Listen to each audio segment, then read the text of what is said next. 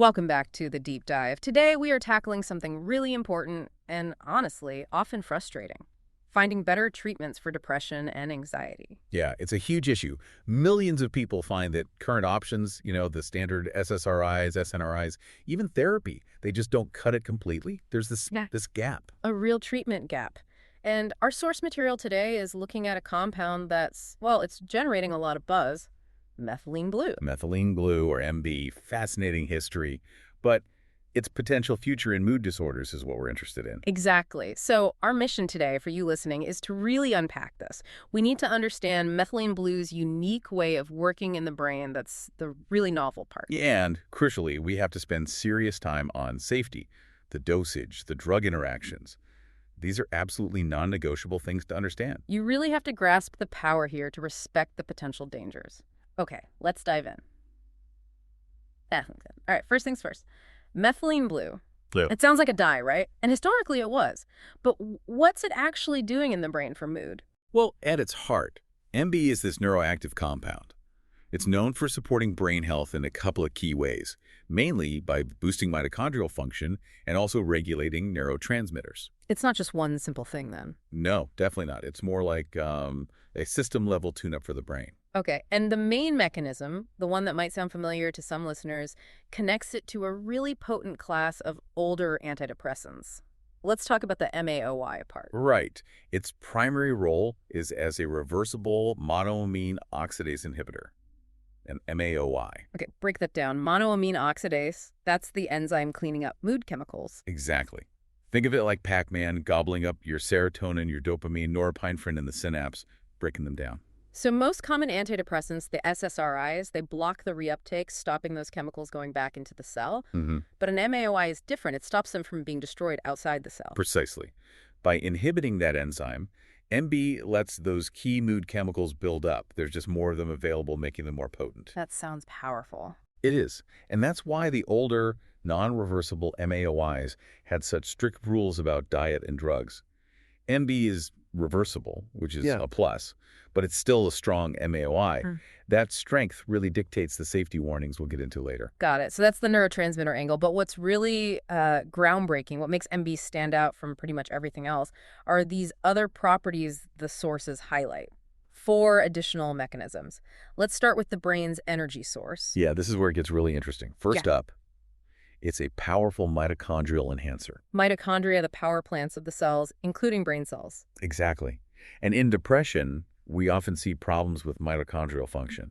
That contributes to that deep mental fatigue, the brain fog people feel. So are you saying depressed brains might literally have less energy at the cellular level? That's a pretty good way to think about it. And MB helps fix that. Research from Harvard back in 2016 showed a clear link. Improve mitochondrial health, and you can help stabilize mood. By boosting that cellular energy, MB fights off that neurological fatigue and makes neurons more resilient. That's a huge difference. Standard antidepressants target the messengers. MB targets the fuel supply. Okay, what about protecting the brain tissue itself? Right, that leads to the second and third points. MB is also a potent antioxidant and neuroprotective agent. Okay. We increasingly understand that depression and anxiety involve neuroinflammation, kind of like a low-level fire in the brain. Makes sense. An NIH study in 2014 confirmed MB's antioxidant effects actively reduce that oxidative stress, cleaning up damage and calming that inflammation. So it's fighting inflammation, boosting energy. It sounds like it's creating a healthier environment overall in there. It really is. And third, it's also confirmed as a cerebral blood flow enhancer. Better plumbing. Pretty much. Research in neuropsychopharmacology in 2015 showed MB significantly improves blood flow to the brain. Better delivery of oxygen, nutrients, optimizing everything. Okay, so chemical boost, energy boost, less inflammation, better delivery. How does that translate into thinking? That's the fourth property. Its potential as a memory and cognitive enhancer. Research from Johns Hopkins in 2018 suggested MB can boost focus and memory. And that helps with depression. Definitely. Even small improvements in thinking clearly, focusing, managing tasks, that contributes a lot to feeling better overall. And clinically, the sources show this all adds up. There's research, like in the British Journal of Psychiatry, showing MB helped improve depression and anxiety symptoms. And remarkably, it even helped depressive symptoms in bipolar disorder without triggering mania. That's a really big deal, isn't it? Most antidepressants carry that risk. It's a very significant finding, yes. That specificity is quite promising. Ah. Okay, so we've established how uniquely powerful methylene blue is. Now we have to immediately shift gears to precision, because this is where it gets critical. Dosage. Absolutely critical. Let's get the details. What's the range we're talking about? Well, the overall range used in studies is pretty wide. It goes from as low as maybe 15 milligrams up to about 195 milligrams daily. 195 milligrams. That sounds like quite a lot. It is. That 2017 British Journal of Psychiatry study used that dose, 195 milligrams daily, and reported it was tolerated okay. But importantly, other studies focusing more on the cognitive and mood benefits show that much lower doses, around 15 milligrams or so, are often effective. So big range, but the key takeaway from our sources seems to be lean towards the low end. Why is lower better here? It really boils down to maximizing benefits while minimizing risks. Those low doses, say 15 milligrams or less, seem best for getting the mitochondrial boost and neuroprotection. The unique benefits. Right, the unique stuff. While keeping the strong MAOI action in check. The lower you go, the less likely you are to run into problems like insomnia, bad stomach issues, or the really serious risk of serotonin syndrome. That makes complete sense. Get the energy and protection without kicking the whole system into overdrive. Is that why we see things like liquid drops being used? Exactly. Liquid methylene blue drops allow for really flexible, precise dosing, sometimes down to just 0.5 milligrams to 4 milligrams per day. It lets you microdose, essentially, to find that sweet spot for therapeutic effect with less systemic load. Okay, so once you find that dose, how fast might someone see results? And how do they take it? It needs to be taken consistently, every day. Often splitting the dose, maybe once or twice a day, helps keep blood levels stable and can improve tolerability too. And how soon might it kick in? It seems to work relatively quickly, especially compared to traditional antidepressants, usually within 1 to 2 weeks of starting daily use. There was an older study from '87 showing benefits in 3 weeks, and that 2017 study saw improvements after just 2 weeks. That speed is notable. But it also points to its strength, which brings us to sleep issues, right? Insomnia. Definitely a potential issue. Because MB boosts those stimulating neurotransmitters, serotonin and dopamine, it can rev up the central nervous system too much, making sleep difficult. Especially at higher doses. Yes, or if taken too late in the day. So the practical advice here is really mandatory. Take methylene blue in the morning, or maybe early afternoon at the latest. Taking it later significantly increases the risk of disrupting your sleep. Okay, we absolutely have to shift now to safety warnings. We've talked about how powerful MB is, and that power demands extreme caution. This part on drug interactions is, well, it's vital for anyone looking into this research. Absolutely non-negotiable. Let's be crystal clear. The biggest danger with methylene blue is its interaction with other drugs that increase serotonin. Because it's a potent MAOI. Exactly. It's a potent, reversible MAOI. Combining it with other serotonergic meds is simply not safe unless you are under very strict, dedicated medical supervision. And we're not talking about just feeling a bit off. The risk is serotonin syndrome. Explain that for listeners. What is it? Why is it so dangerous? Serotonin syndrome is a potential medical emergency. It's when serotonin activity goes haywire, becomes dangerously excessive, and basically swamps your central nervous system. Sounds bad. It is. Symptoms come on fast and are severe. Confusion, extreme agitation, high fever, muscle rigidity, sometimes seizures. Your body is essentially overheating and overloading. The FDA has issued specific warnings about this, about severe CNS reactions when MBs is combined with common psychiatric meds.